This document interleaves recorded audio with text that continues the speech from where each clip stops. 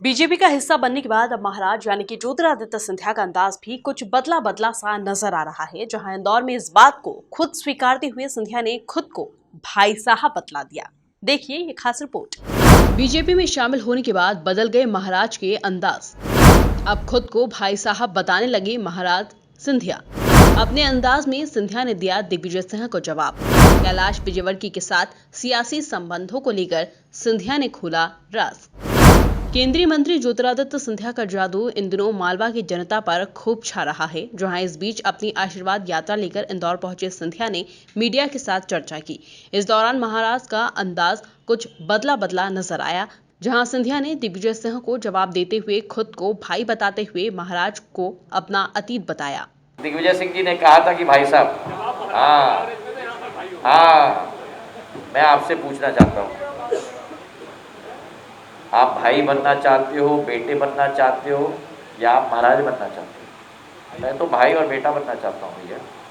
मैं अपना सौभाग्य समझता हूँ कि अगर भाई साहब की उपाधि मुझे मिली है। भाई तो जीवन पर्याप्त होता है और इस दुनिया में रहने के बाद भी भाई रहता है। महाराज मेरा अतीत है, मेरा वर्तमान ज्योतिरादित्य सिंधिया है।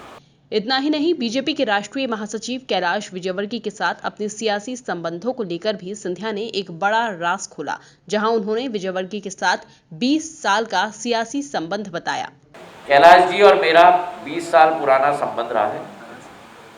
बैठे बैठे बैठे, अभी कोई जल्दी नहीं। 20 साल पुराना संबंध रहा है, बहुत मधुरता का संबंध रहा है। हाँ, चुनाव हम लोग आमने सामने लड़े हैं, पर चुनाव के बाद भी मधुरता का संबंध हम लोगों का रहा है। और कैलाश जी स्वयं परसों सुबह इंदौर के हवाई अड्डे पे उपस्थित थे।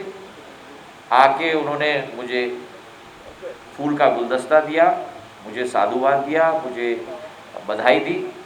और उनके चिरंजीव मेरे हर इंदौर के दौरे में मेरे साथ रहते हैं। और मुझे बड़ी खुशी है कि कैलाश जी के साथ भी मिलकर हम लोग साथ में मिलकर इंदौर का विकास करेंगे और आपको खुश करने का प्रयत्न करेंगे। वहीं सिंधिया ने आने वाले समय में अपनी पार्टी की सेवा और विकास के लिए ध्यान केंद्रित करने की भी बात कही। जहां उन्होंने क्या कुछ कहा, जरा आप खुद ही सुनिए।